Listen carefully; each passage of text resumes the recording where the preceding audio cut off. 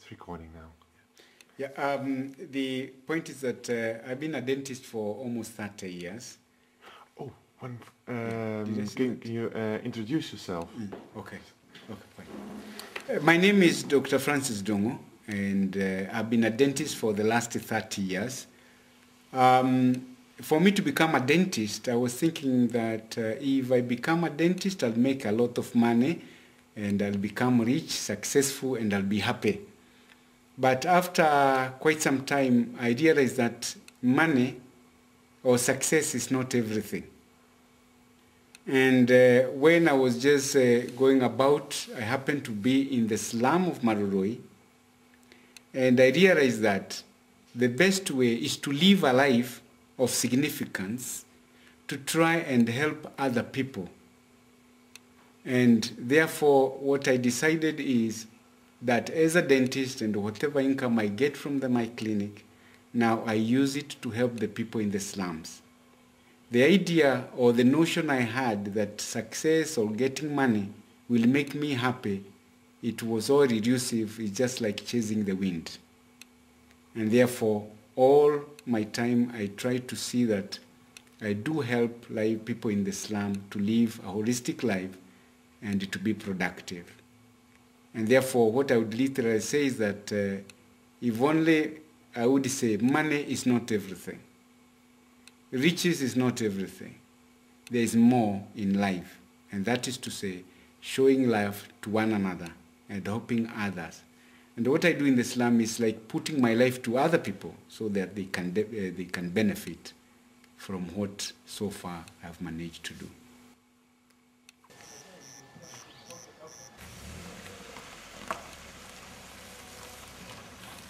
I would like you now to join me up and we go to the place where now I am getting involved to help other people in their life.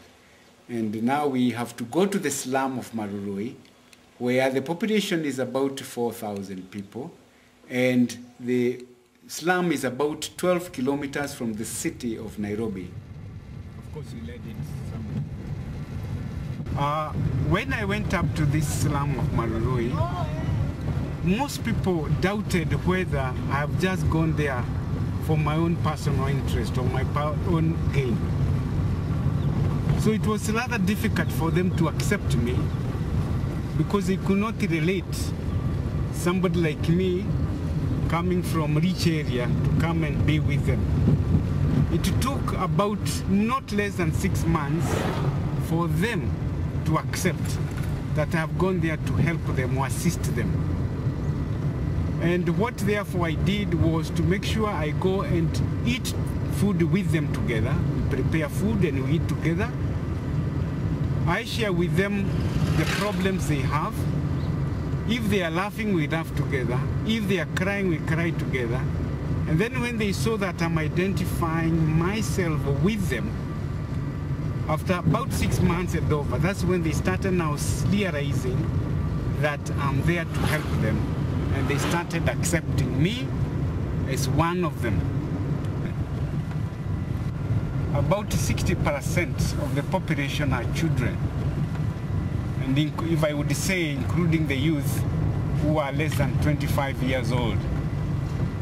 Majority of the old people have either died because of diseases, such as HIV/AIDS, much of taking alcohol, rock brew, and most of them actually have died either also to old age.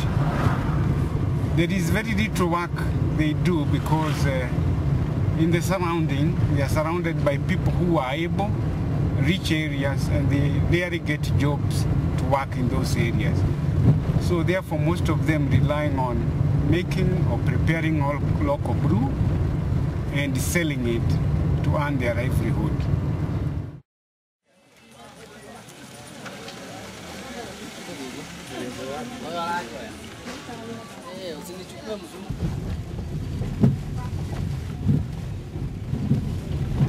This road now, what happens is that it separates the rich and the poor.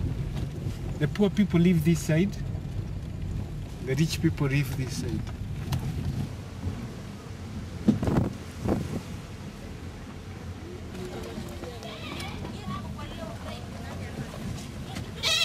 Now, where we started our church, this is where we started our church. You see that door there, the blue one? We started like 80 people. Now we stayed here for almost like 2 years in this building. Then after that we managed to buy a plot now inside where we are now going. So this used to be our small church. Before now we shifted to the other new place.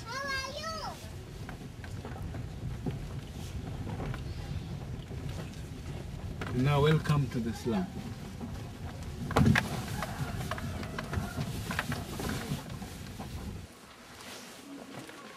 Marurui slum, this slum started many years back, about 1970s and early 80s. This was as a result of when these peasants were working in the coffee plantations. After the coffee prices plummeted, then the farms were sold and they were bought by the people who have the money. And therefore the peasants didn't know where to go. So they were squeezed up in this area, which is about 1 kilometer long and about 20 meters wide. And therefore that's, you see, a narrow strip 1 kilometer long, and this place is full of young people and of course some of the people who used to work in the coffee plantations. Life here is very difficult. As you can see the type of houses they have. They live in homes made of old iron sheets, and as you can see even down the path, there are some of the people just sitting idle doing nothing. And the purpose is to try to see how we can make them really become productive and earn their daily bread rather than just sitting idle. And it's a work of the church to see how we can make use of these people so that at least they can live productive life. And our church being in the middle of the slum is to see how we can relate with them and how we can work together with them for their own good. Film the children.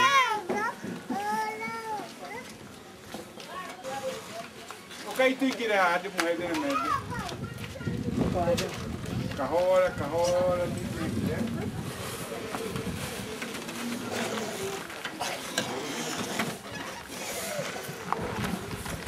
Hey, come on.